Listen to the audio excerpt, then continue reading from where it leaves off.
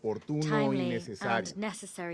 También agradezco las presentaciones de la representante especial, Pramila Patten, la Premio Nobel, Nadia Murad, así como de Mariana Karkutli y Irina Barhan.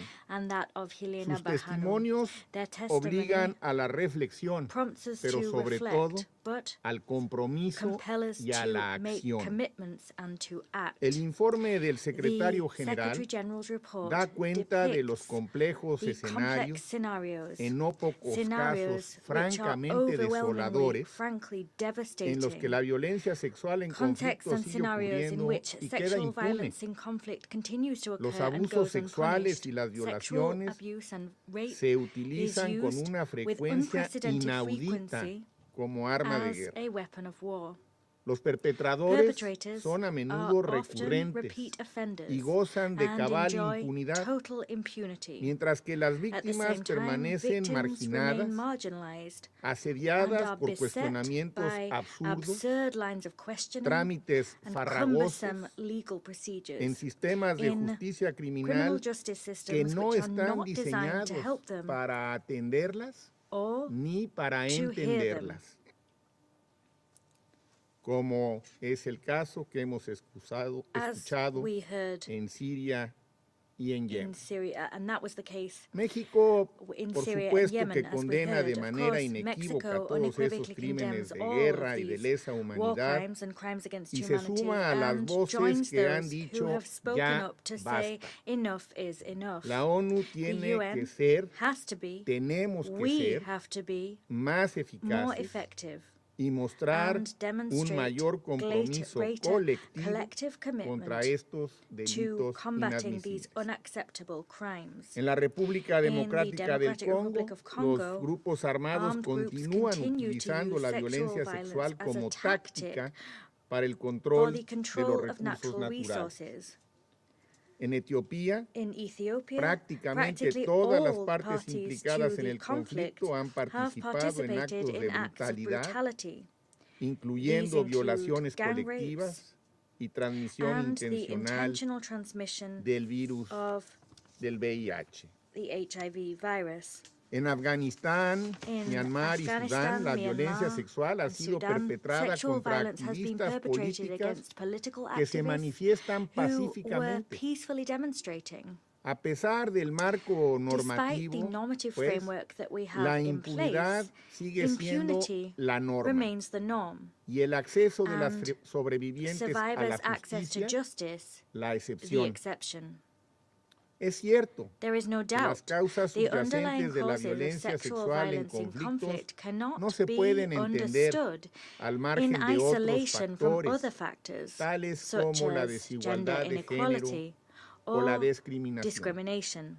Pero explicarlas no basta para resolverlas.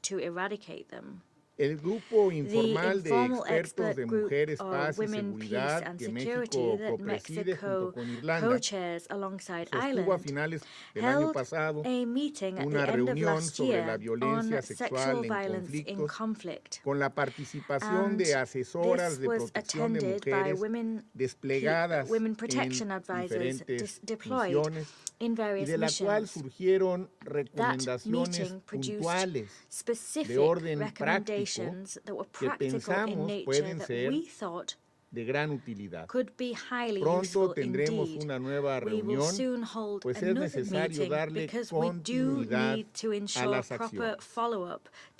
Se requieren enfoques que nos ayuden a encontrar alternativas más pragmáticas, más focalizadas, procedimientos más sencillos, dar crédito a la palabra de las víctimas, pensar en tribunales especializados con personal debidamente capacitado. Lograr, pues, que la justicia sea expedita y no a cuentagotas.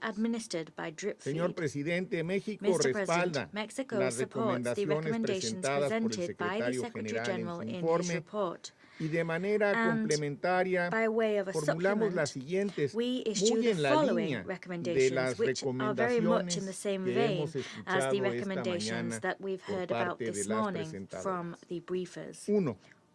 Fortalecer los mecanismos de rendición de cuentas con sistemas de justicia que cuenten con policías y peritos capacitados para investigar los crímenes con un enfoque de género.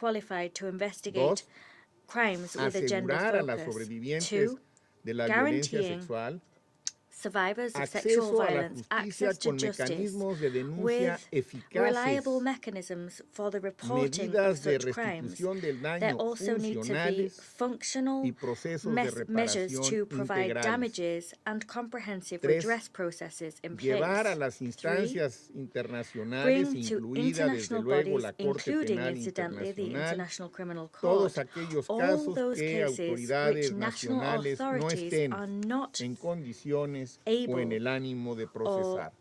willing to try or hear. Adoptar 4, medidas adopt integrales centradas en las sobrevivientes y diseñadas con su participación which are designed que with their respondan a sus participation and prioridades y a measures sus which are tailored to their priorities and incluidos needs, including los servicios de salud ensuring sexual y access to reproductivos, sexual and así reproductive como los health and servicios rights de salud services, mental. as well as access to mental health services.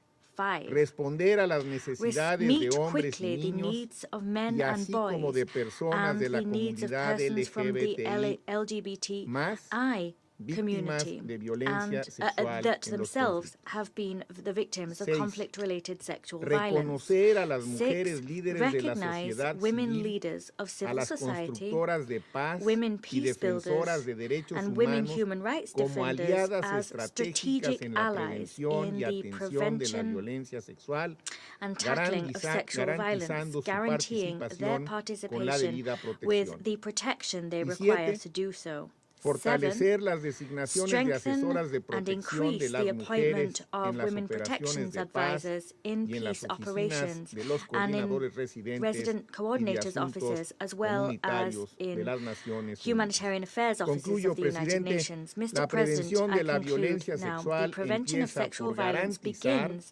by la plena y guaranteeing the full, sustantiva equal and participación de las substantive mujeres en participation la of vida women pública in the y en public la vida and political política de sus life of their comunidades. communities. Sin ello, Without ensuring that difícilmente occurs, podremos alcanzar it will be difficult sociedades for us justas, to achieve just, incluyentes inclusive y societies procesos de paz and sustainable sostenibles. peace processes. Se antoja, pues, difícil que sin And ello consequently, podamos poner it is fin difficult a to los envisage ciclos de putting an violencia end sexual to en cycles conflicto of que sexual violence in reiteradamente conflict, analizamos which en este we Consejo. repeatedly Muchas consider gracias. in this council.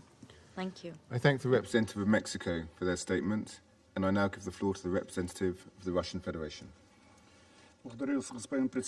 Thank you, Mr. President. Мы признательны We are генеральному grateful to секретарю the и его Secretary General and спецпредставителю his госпоже Special Паттон Representative, за Madam подготовку Patton, доклада за for the drafting of the 2021 год. report for the year Мы также 2021. We благодарим also wish to приглашенных thank докладчиков. the briefers who have been invited. Убеждены, что работа по We believe that предупреждению и work to искоренению prevent насилия and должна быть eradicate системной, violence needs to be systemic, всеохватывающей, с учетом comprehensive, выявленных and причин account и for the истоков этого identified root негативного causes явления. of this scourge.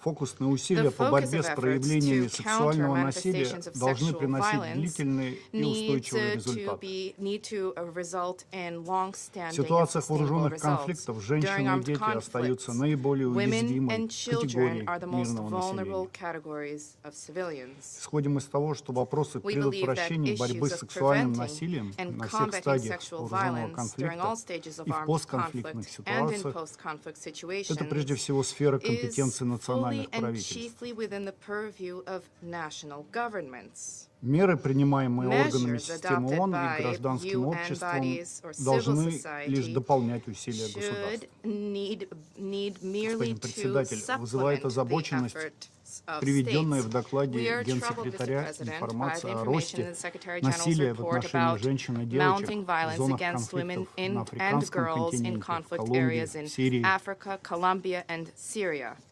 Тысячи людей, Thousands of содержащихся people на территории detained Сирии, in в контролируемых Syria, оккупационными властями США in лагерях Аль-Холь the Al-Hol и and Рукбан Rukban camps, which подвергаются are насилию, under U.S. occupant эксплуатации, control, жестокому endure обращению. violence, exploitation, and brutal treatment. Выброшенные на обочину They are жизни, они cast находятся в aside and отчаянном положении. marginalized and destitute. В лагерях процветает проституция, Prostitution, воровство, theft, сексуальная sexual эксплуатация малолетних exploitation of minors, и торговля людьми. trafficking in Практикуются persons неравные браки. are rife in the camps, and unequal marriages are being carried out there. Господин председатель, Mr. President, сегодня today, мы слышали, опять слышали, yet again, необоснованные, we heard безосновательные обвинения unsubstantiated, baseless в адрес accusations российских against военнослужащих, Russian military выполняющих свой personnel who are долг в carrying рамках out their специальной duty военной under операции the на special Украине. military operation in Ukraine. Мы решительно We отвергаем эти emphatically оскорбительные и reject голословные these инсинуации. insulting and baseless insinuations. Видим в этом часть Here we see беспринципной a part информационной of борьбы, the unprincipled information war, which is has actively been unleashed at present against the Russian Federation by Ukraine and its Western patrons. The actions of Russian field units within and without combat conditions are subject to uniform, stringent rules for all personnel, irrespective of rank or title. Одна из ставящихся в рамках кампании по очернению российских военнослужащих задач – это сокрытие реальных случаев секс-насилия со стороны украинских радикалов, практикующих его в отношении мирных жителей Донбасса с 2014 года. Годами наблюдательные миссии УКПЧ на Украине и другими международными институтами публиковались доклады о многочисленных вопиющих случаях избиений, поражений электрическим током в области гениталий, угроз изнасилованием и принудительного обнажения в отношении мужчин и женщин, обвиненных в сотрудничестве с властями Донецка и Луганска. Задержанные не обеспечивались медицинской помощью и получали угрозы смерти, угрозы сексуального характера как в свой адрес, так и в адрес членов их семей. Targeted both themselves and their family members. Неудивительно поэтому, что мы отмечаем резкий всплеск случаев сексуального насилия на подконтрольных украинскому правительству территориях. Убеждены, что такие преступления требуют решительного осуждения и самого сурового наказания, а не замалчивания, как это предпочитают делать на Западе. Сегодня действия украинских нацистских батальонов и подразделений так называемой территориальной обороны на 100% копируют тактику ИГИЛ. Это использование гражданского населения в качестве живого щита, размещение огневых средств в жилых домах, школах, больницах, других объектах гражданской инфраструктуры. При этом вакханалия убийств и издевательств над гражданами Украины, заподозренными в нелояльности режиму, просто зашкаливает. Разрешите мне привести несколько примеров. 7 марта в районе шахты Коммунар в Донецком регионе военнослужащие ДНР, прибывшие разминировать территорию, обнаружили захоронение, в котором лежали тела 4 женщин.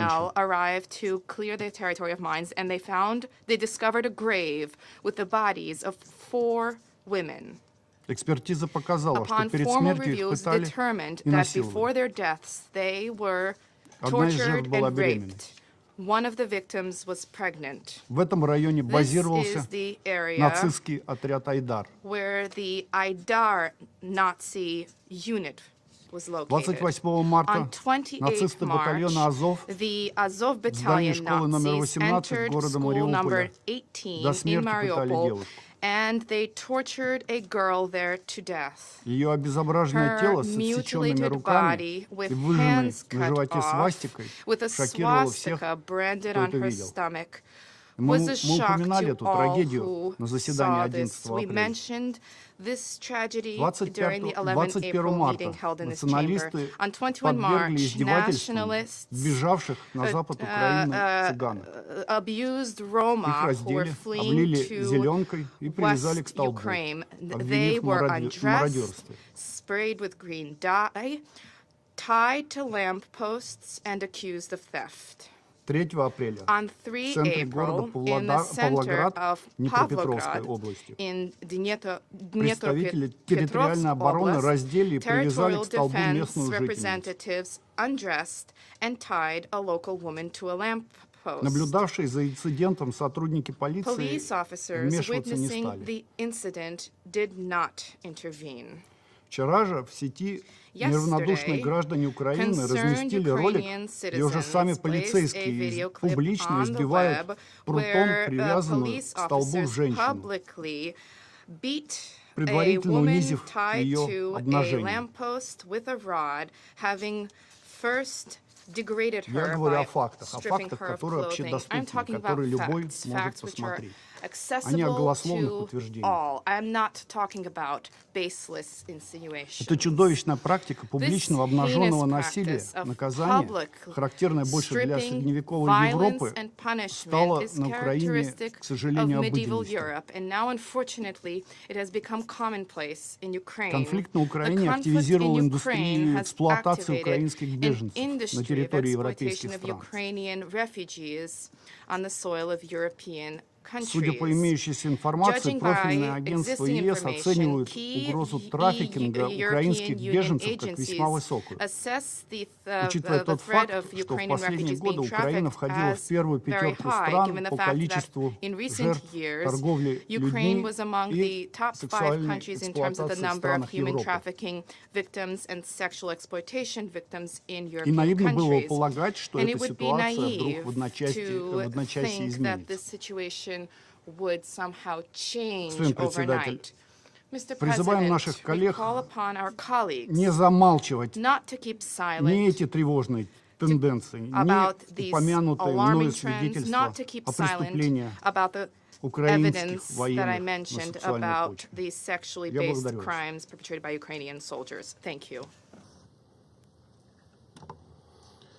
I note the statement from the representative of the Russian Federation, and I now give the floor to the representative of Ghana. Thank you, Mr. President. Let me begin by thanking the UK delegation for convening this open debate, which provides the Council with an opportunity to sustain its engagement on an issue of great importance to the global community. I also wish to express appreciation to Special Representative Pramila Patten and the other briefers for drawing our attention to specific conflict situations where sexual violence continues to be a concern and the need for action to follow the commitments made. Ghana welcomes the emphasis placed in this open debate on accountability as a preventative mechanism against conflict-related sexual violence, as it rightly directs our collective thinking to an essential truth. When an individual sexually violates another, long-lasting, indelible, and life-changing wounds are inflicted on the victim, which can only be purged if the perpetrator is held accountable and brought to justice. Without accountability, which is necessary to deter future violence, there is no closure for victims, and society is worse off in the efforts to rid itself of the culture of impunity associated with sexual violence.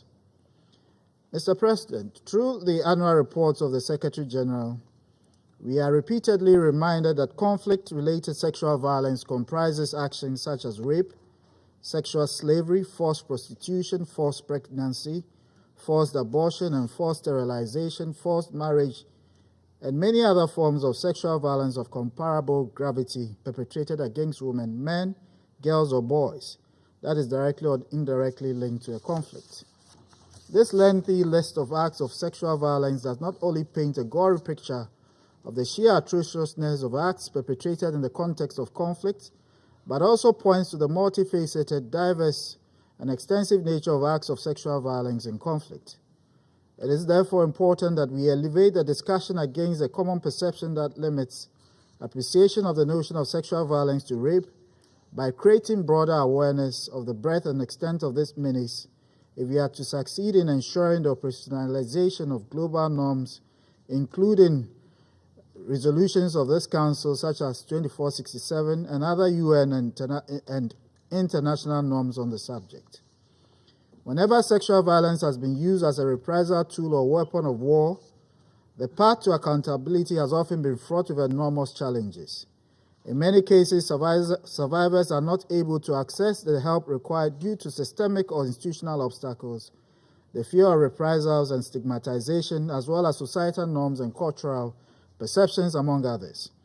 In much worse scenarios, help is completely unavailable. In almost all the conflict situations the Council is seized with, there are, in varying degrees, reports of sexual violence. The Council and the global community, therefore, have a continuing responsibility to ensure that the existing resolutions which champion prevention, accountability, and justice are translated into actions that can be felt on the ground. Mr. President, in making specific recommendations for today's debate, Ghana would like to focus on the following 3 points. First, we reaffirm support that the Council should ensure that conflict-related sexual violence is treated as a basis for targeted sanctions against culpable actors, and to see to it that sanctions committees have the requisite expertise on conflict-related sexual violence. Periodic briefings to the committees by the Special Representative on Sexual Violence in Conflict will be useful in sustaining the interest and reviewing progress on the implementation of such sanctions, as well as existing challenges. Member states are also encouraged to actively ensure the development and implementation of domestic legislation that enables investigation and prosecution of prosecutors of sexual violence in conflict settings to redress the wrongs done to their victims. Secondly, while Ghana commends the commitment demonstrated by the Council to deploy women's protection advisors as part of peacekeeping and special political missions to monitor, analyze, and report arrangements on conflict-related sexual violence in the field, we believe that the timely provision of adequate human and financial resources for this purpose will ensure that the Council receives even more frequent and reliable and accurate information from the ground in order to take required action on the conflict-related sexual violence. Lastly, in order to empower survivors, the UN as well as organizations within member states, including civil society groups, should be intentional in their recruitment of survivors to be part of decision-making processes and advocacy mechanisms on sexual violence in order to meaningfully impact policy, legal processes, and implementation. And in this regard, we welcome this morning's information from the Special Representative of a champion appointed in one such regard. This form of empowerment helps survivors to re-establish a sense of control and agency, as well as recognize their own strengths and capabilities in resolving the challenge. In concluding, Mr. President, it is important to recall that the effects of conflicts on populations are innumerable. Whenever conflicts occur, innocent civilians are often exposed to unspeakable physical, mental, environmental, and economic damage with very little hope for restoration. When sexual violence is introduced into this already toxic cocktail, victims experience an agony most of us can never imagine. For this reason, inaction and indifference should be considered a real enemy within this Council. As we strive to fulfill our mandate to maintain international peace and security, we owe it to victims, potential victims, and survivors of conflict-related sexual violence all over the world to ensure that our actions ultimately lead to freedom from sexual oppression and accountability for acts of sexual violence. I thank you very much, Mr. President. I thank the representative of Ghana for their statements, and I give the floor to the representative of Gabon. Monsieur le Président, je vous remercie pour l'initiative de cet important débat sur la responsabilisation comme moyen de prévention et de lutte contre les cycles de violences sexuelles en période de conflit. Je remercie l'ensemble des intervenants de ce matin, en particulier la représentante spéciale Mme Pramila Patten et Mme Nadia Mourad pour leurs exposés très édifiants. Dans un contexte mondial marqué par une multiplicité de crises inédites sur les plans sécuritaires, humanitaires, économiques, politiques ou sanitaires, la thématique d'aujourd'hui nous interpelle sur le sort des populations civiles, particulièrement les femmes et les enfants qui paient le plus lourd tribut dans les situations de fragilité en période de conflit ou post-conflit. Monsieur le Président, l'adoption en 2008 de la résolution 1820, soutenue par un robuste bloc normatif, a amplifié l'écho de la résolution 1325, particulièrement sur la nécessité de mettre fin aux violences sexuelles en période de conflit armé.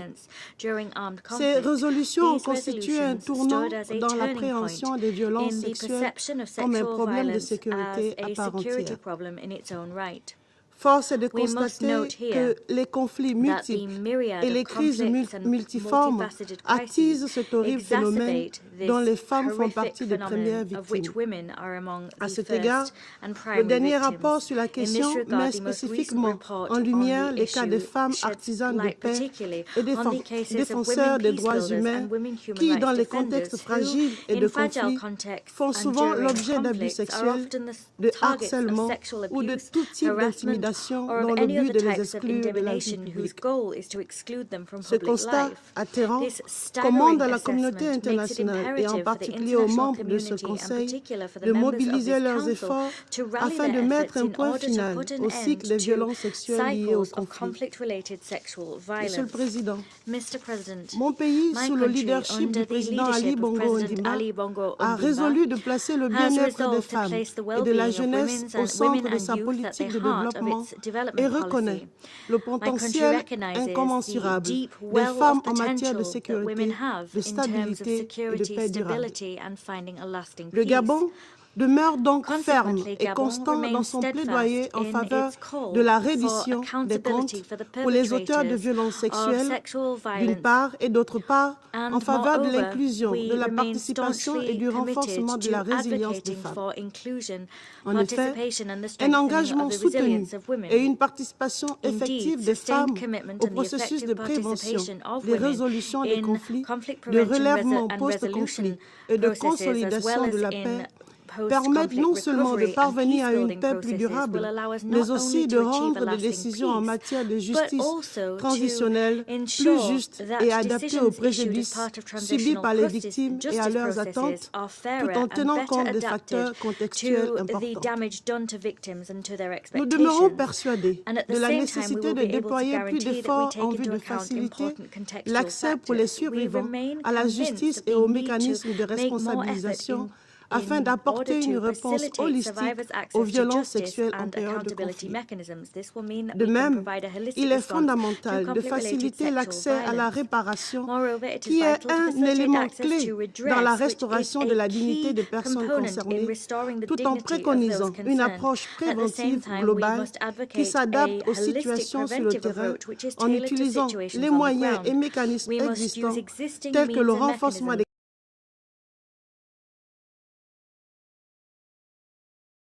sensibilisation des populations.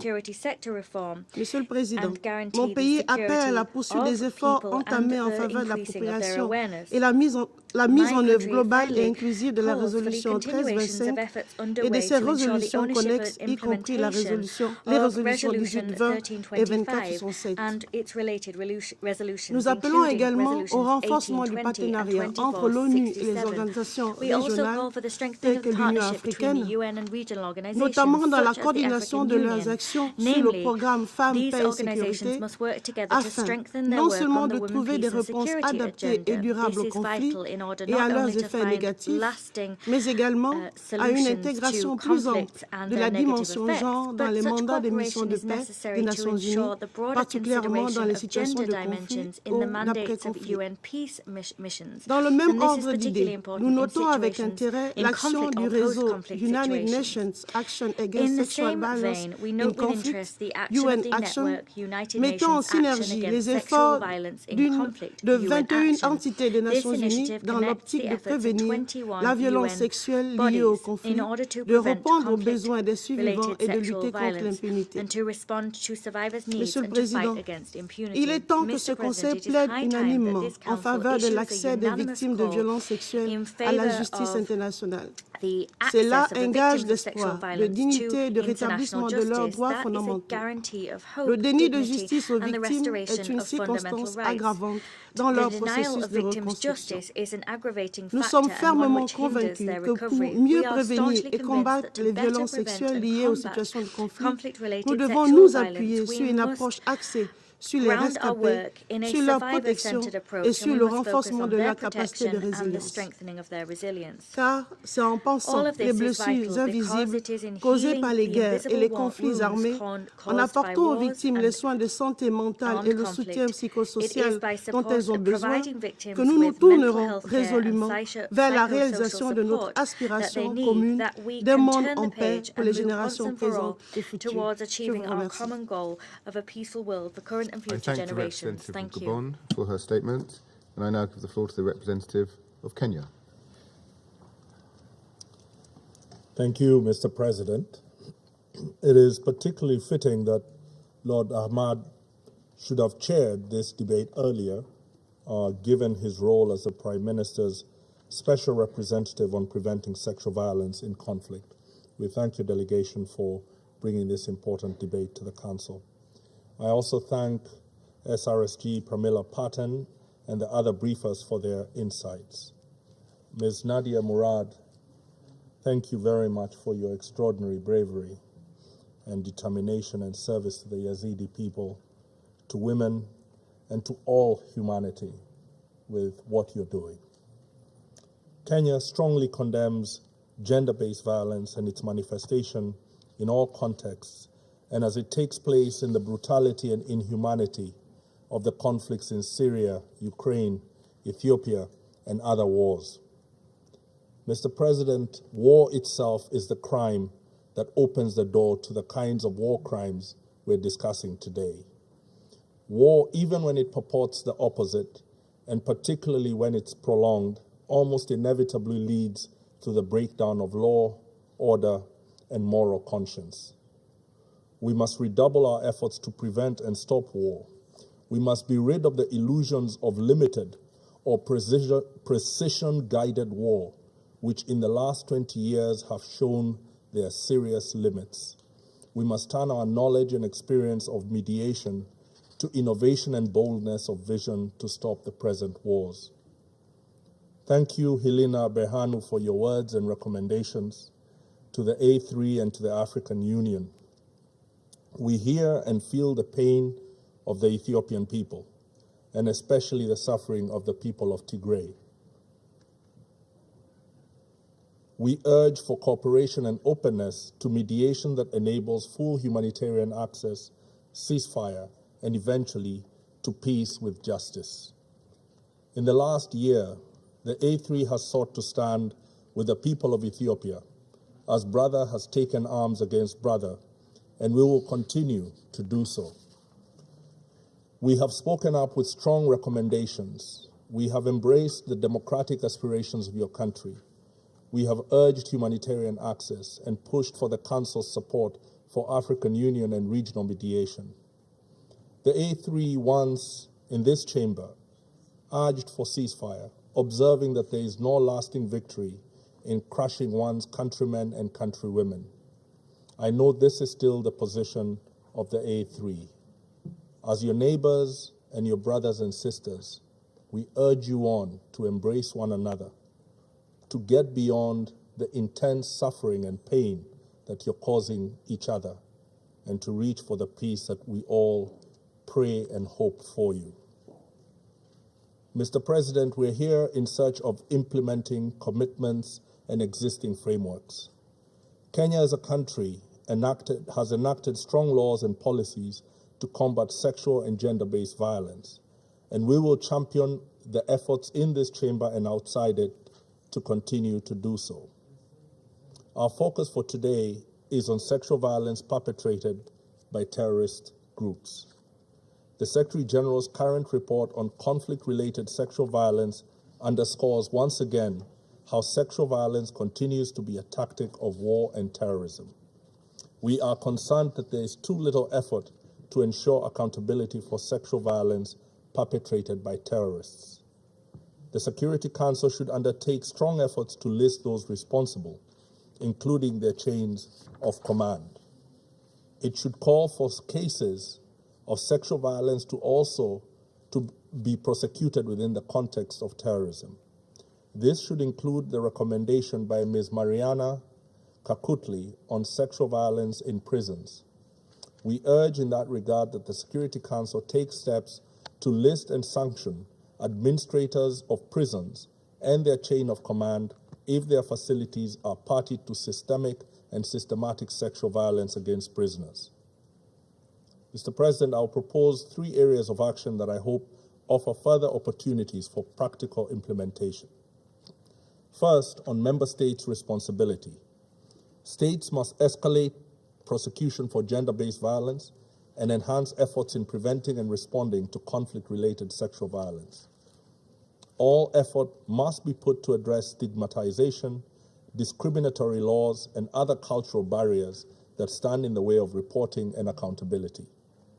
These should be reinforced by a gender-responsive and inclusive national security sector and the needed reforms to achieve it. Accountability and prevention demands localized identification of gaps and that communal infrastructure be operationalized for social awareness and sensitization programs, as well as access to justice mechanisms and medical and psychological care to the victims of sexual and gender-based violence. Secondly, on the role of the Security Council, we note that the current report underlines that the series of Council resolutions has helped to raise the cost of what has long been perceived as the cheapest and oldest weapon of war. We believe that the bar should be even higher. There is an urgent need to move from commitment to compliance, from resolutions to results.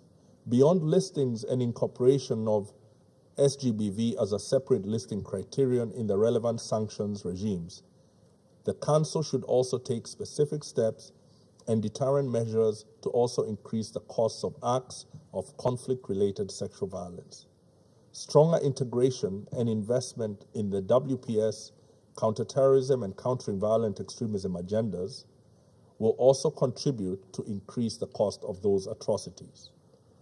For example, the implementation of Resolution 2242 of 2015, which recognizes the acts of sexual and gender-based violence are part of the strategic objectives and ideology of certain terrorist groups, including Al-Qaeda, ISIS, Al-Shabaab, and Boko Haram, should be linked to other resolutions that touch on countering terrorism, including 2354, 2178, and 2331. Third, on cross-border cooperation, the intersecting elements of rising militarization, coup d'etat, and conflicts with a transnational character call for enhanced coordinated action, especially where such contexts lead to increased refugee and IDP situations with potential aggravation of conflict-related sexual violence and human trafficking. We call for more effective cross-border coordination between border security personnel, early warning mechanisms, national and regional women's protection advisors, and humanitarian actors to minimize prevention and reporting gaps in alignment to Resolution 2467 of 2019 that speaks to cross-border dynamics. Given the importance of this cross-border and regional coordination, Kenya supports strategies for advancing implementation of the mandate and the integration of women, peace, and WPS positions into the UN annual budgets of peace operations, particularly during transition processes, in line with Resolution 2594. In this regard, Kenya looks forward to SRSG Patten's launch of her report in June. We also look forward to the international adoption of the Murad Code. I thank you. I thank the representative of Kenya for their statements. And I now give the floor to Her Excellency Ms. Marta Lucia Ramirez, Vice President and Minister for Foreign Affairs of Colombia. You have the floor.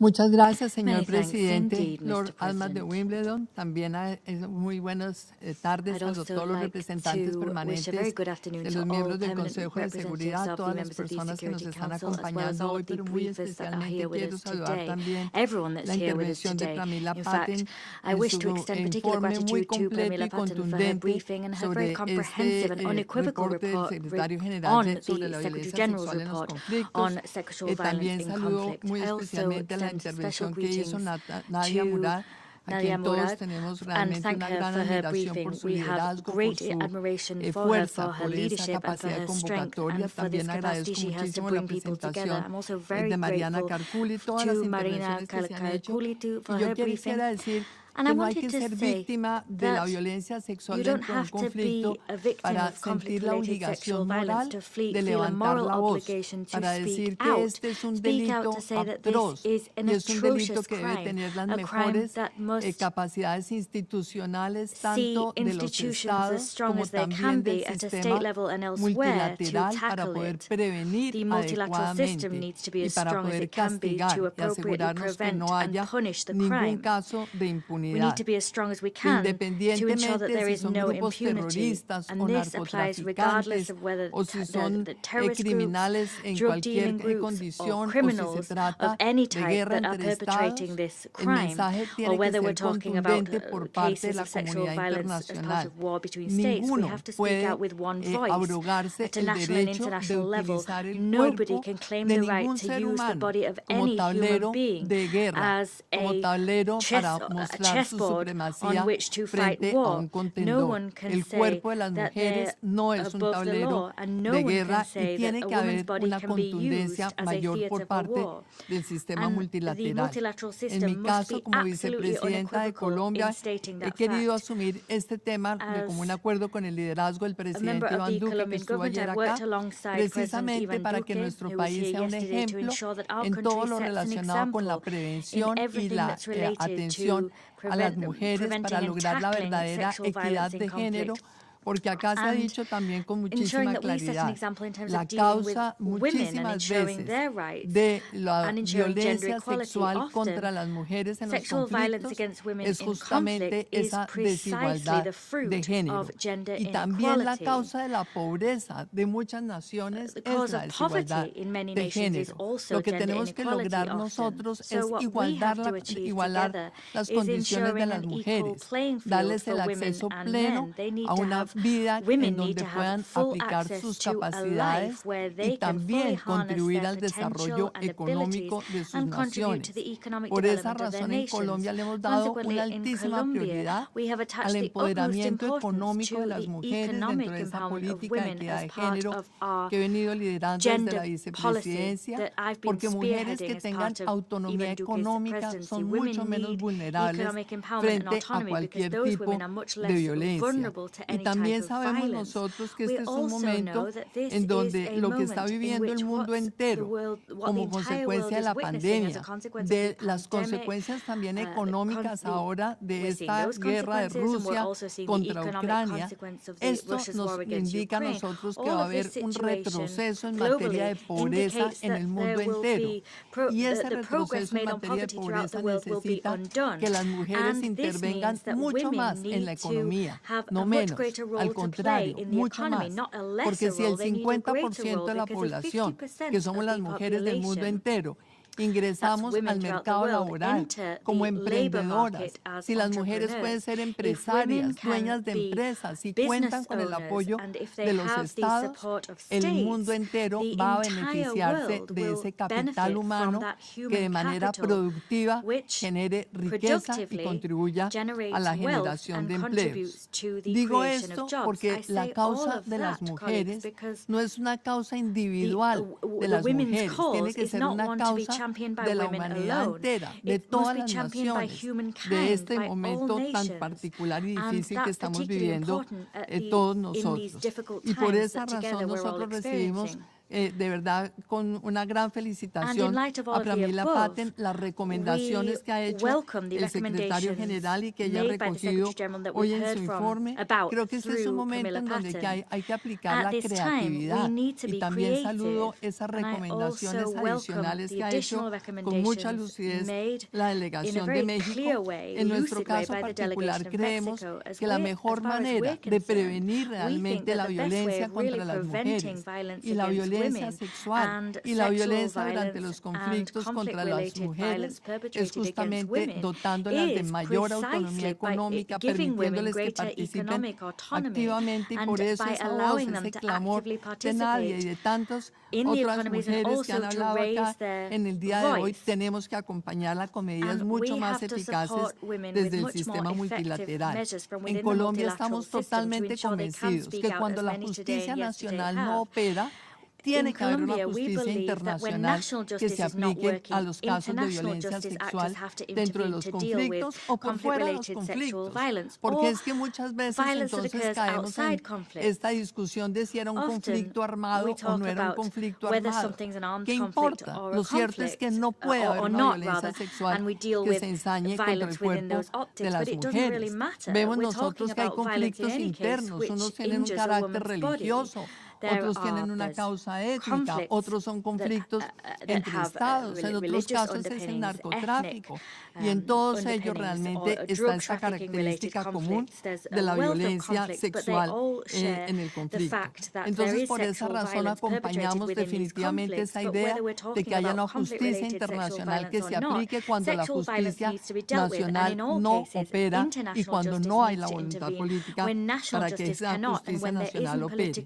También creemos que hay que completar esto con otras recomendaciones.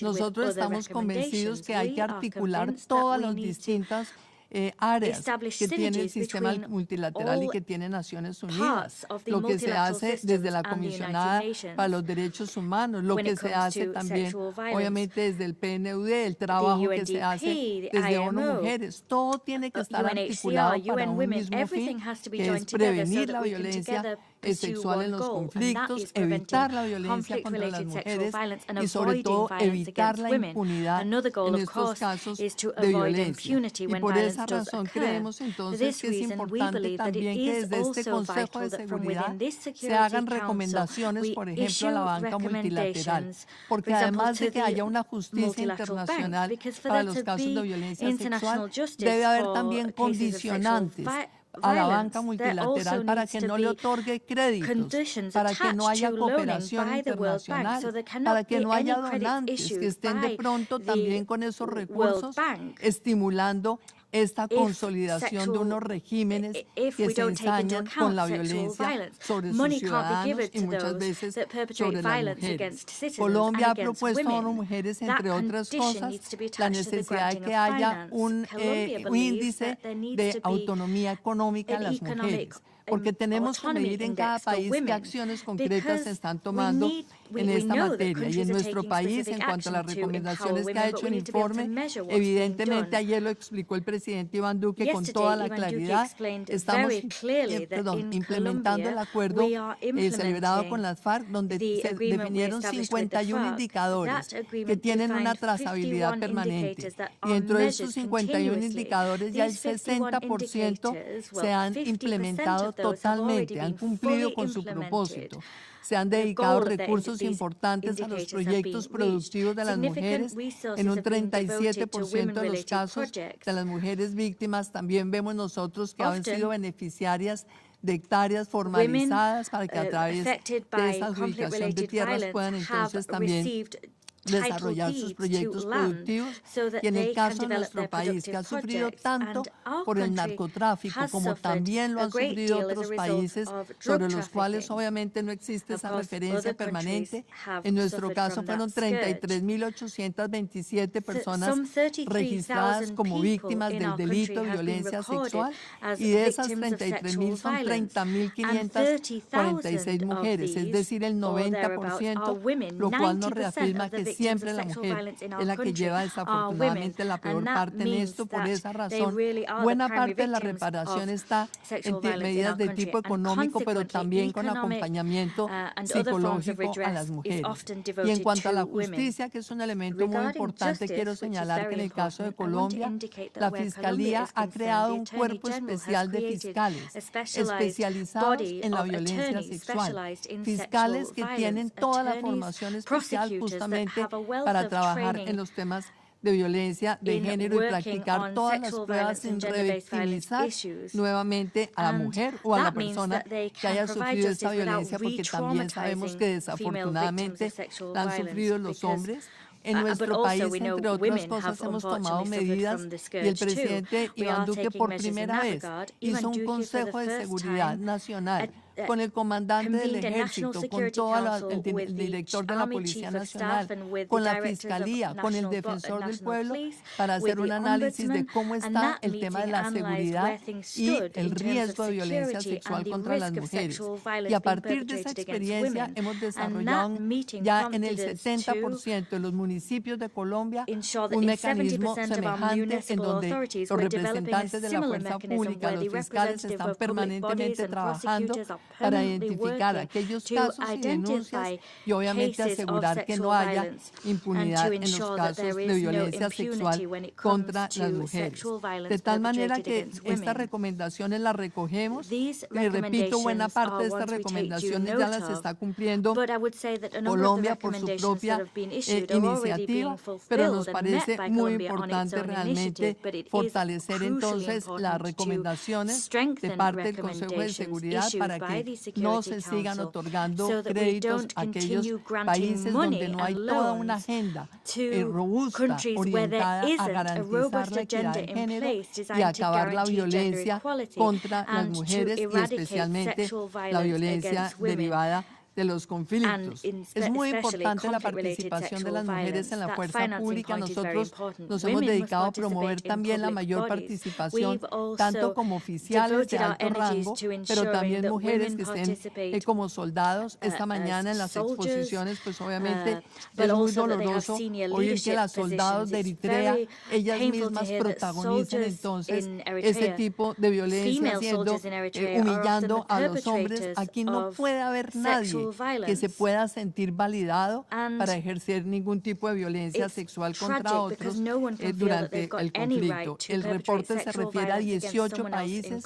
Yo me temo que son muchos más los países que no están incluidos en este reporte, donde permanentemente estamos viendo casos de violencia sexual para mostrar la dominación de un grupo sobre otro, o también para reducir la capacidad de acción y reducir la voluntad de determinados sectores de la población para obviamente obligarlos en determinados sentidos. Entonces, muy importante este trabajo, lo agradecemos muchísimo y Colombia ofrece toda su cooperación también en aquellos temas en donde hemos venido desarrollando iniciativas propias, entre otras cosas, llevar la justicia a las zonas rurales remotas para que sea la justicia la que va a buscar en la casa de las mujeres y no esperar hasta que las mujeres algún día puedan salir de su hogar a buscar esa justicia.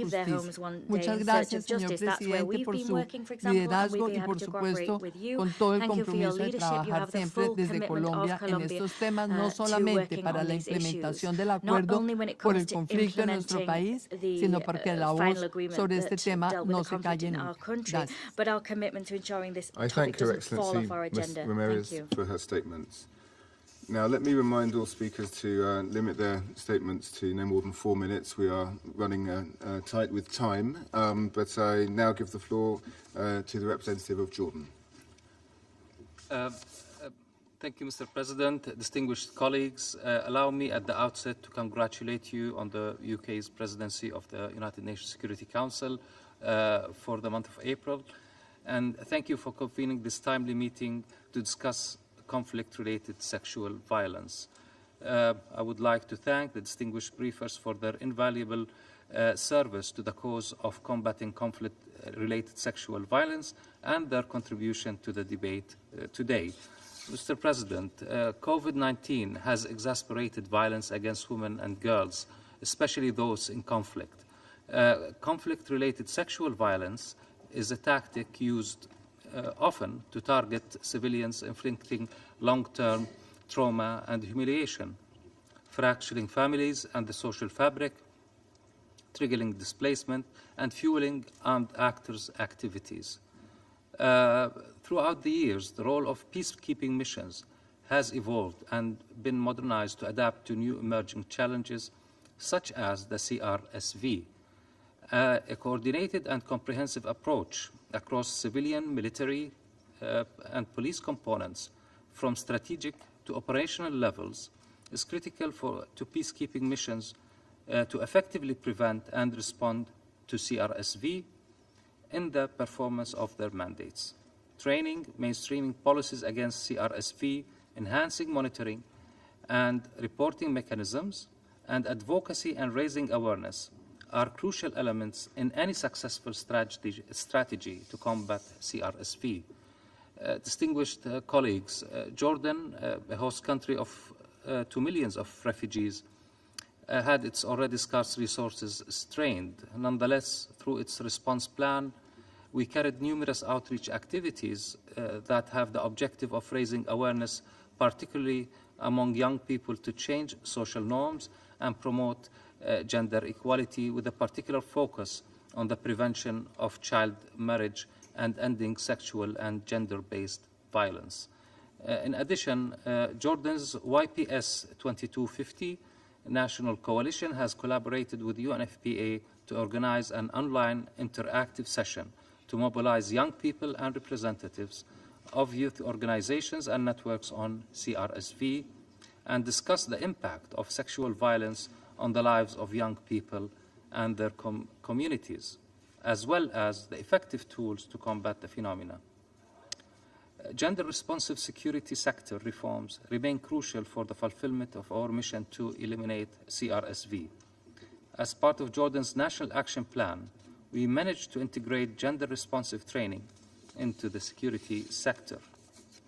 Mr. President, we must ensure that existing UN, international and national mechanisms to combat sexual violence are supported and provided with the needed resources to support survivors and prevent future tragedies.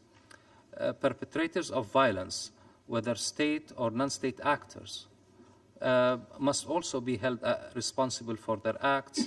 States should harmonize their legislation to criminalize CRSV under the national laws and remove any procedural impediments for prosecution of the crimes, including forms of immunity like immunity ratione materia. CRSV must not be seen as an inevitable byproduct of the process. Effective implementation of criminal responsibility, criminal accountability and international responsibility is an important deterrent for the commission of the crime.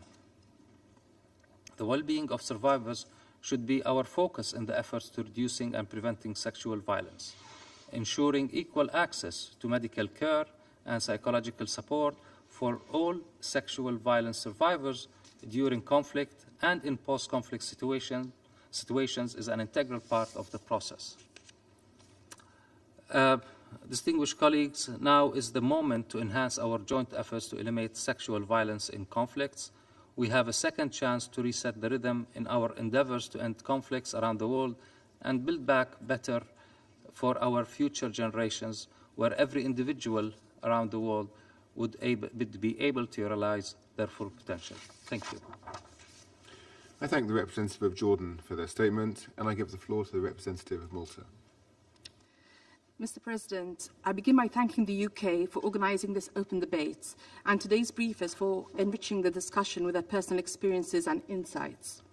Malta aligns itself with the statements to be delivered by the European Union and the group of Friends of Women, Peace and Security and the LGBTI core group, and would like to make some additional remarks in its national capacity. Mr. President, sexual violence and rape are terrifying weapons of war aimed at humiliating and stigmatizing helpless civilians. As members of the international community, we must strive to prevent these crimes, redouble our efforts to hold perpetrators accountable, and ensure that we support survivors. We must reject the notion that sexual violence and rape are unfortunate but inevitable consequences of war. They are not. They are war crimes. They are a breach of international law and must be treated as such. In Ukraine, reports of rape continue to increase. Several women and girls have recounted the sexual violence and abuse that they have suffered at the hands of Russian soldiers. I commend the courage of the many women who are sharing their chilling accounts of rape and other forms of sexual violence. What we are hearing by word of mouth, especially of survivors, is horrific. We cannot be silent in the face of such atrocities. Neither can we forget what has happened and continues to happen in other parts of the world. In Syria, Yemen, South Sudan, Nigeria, Democratic Republic of Congo, Afghanistan, Iraq, Ethiopia, Myanmar, Libya, and other places. Malta is concerned that children, particularly girls, are vulnerable to sexual violence at or on their way to school. We call on all parties to conflict to end and prevent sexual violence against children. Mr. President, conflict-related sexual violence is equally traumatizing yet different in nuance for women, girls, men, boys, and people with diverse sexual orientation, gender identity, or expression and sex characteristics. Justice and accountability must be crucial parts of our response, and more awareness is needed to promote accountability. Survivors must be kept at the center of our efforts. They must have access to resources to counter the multiple and intersecting forms of discrimination they face, while a more gendered psychological and medical support should be ensured. Special Representative Patton has once again pointed out to the fear and stigma that survivors face. Malta fully supports the mandate of the SRSG and commends the important work of her office. It is equally important for women and girls in all the diversity to enjoy full, equal and meaningful participation and leadership at all levels of decision-making, as outlined in Security Council Resolution 1325. Providing all survivors with access to a holistic model of care, covering medical, psychological, legal and socioeconomic needs, is a concrete way to empower women towards demanding their rights and creating change both within their countries and globally. There can be no impunity for those who violate human rights law and international humanitarian law. The ICC can contribute to the fight against conflict-related sexual violence by developing and consolidating a gender-responsive legal framework and jurisprudence. The capacity of governments, judiciary, police, military and civil society should be further built to gather evidence and strengthen prosecutions. Training to military and police personnel, peacekeepers, grassroots organizations, and human rights defenders on sexual violence issues remains essential. In conclusion, by adopting a holistic approach, we need to save and protect, but also we hope that victims, given all the support for their recovery, are transformed into empowered survivors and agents of change within their communities. Thank you.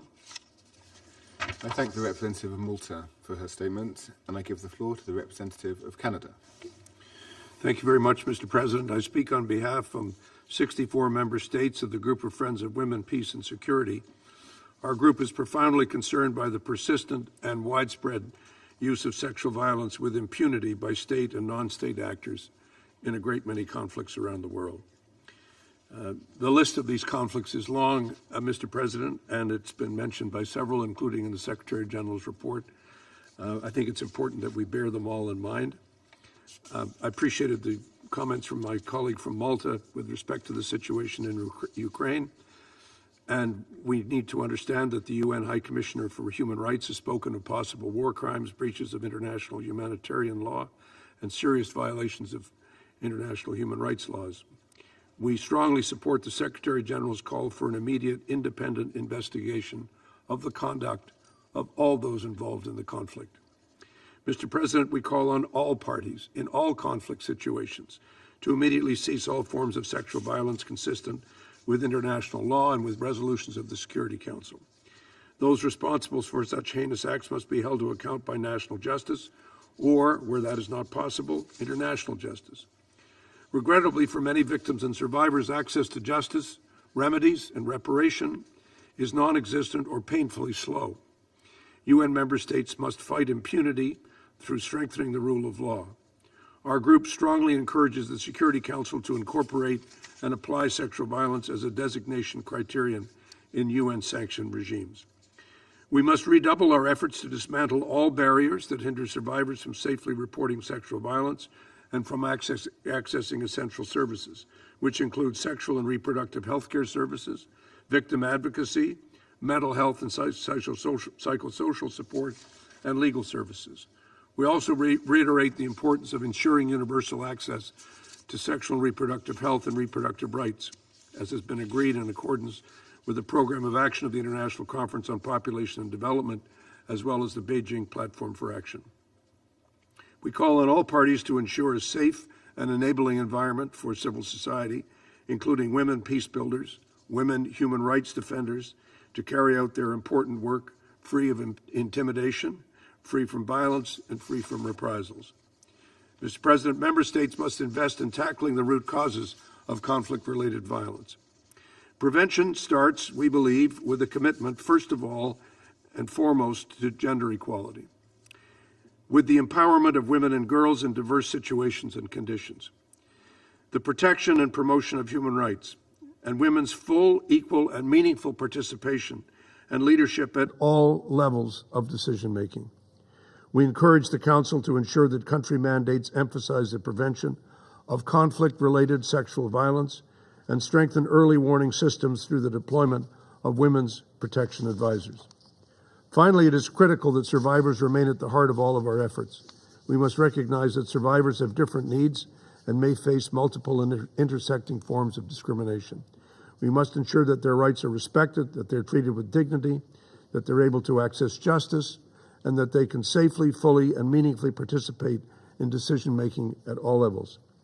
Monsieur le Président, permettez-moi brièvement également de dire quelques mots au nom de mon pays, Canada.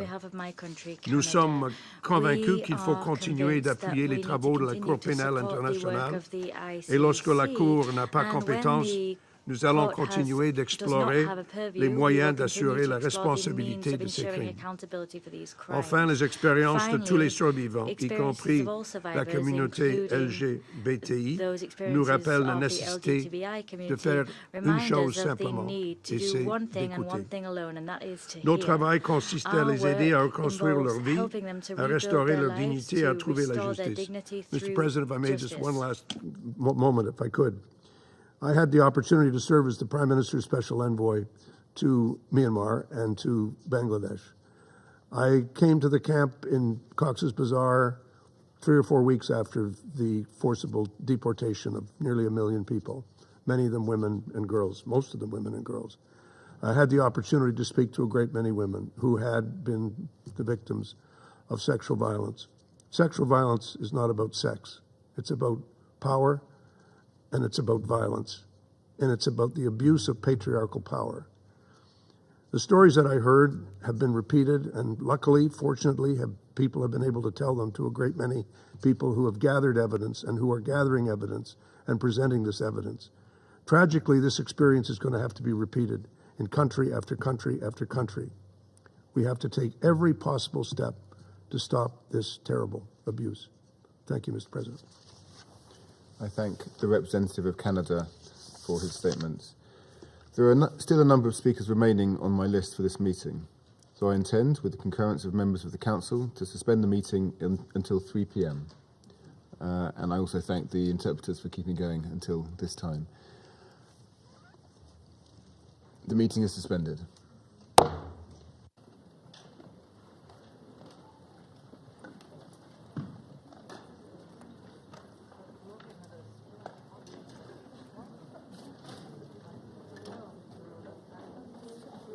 Thank you very much. Thank you for your time.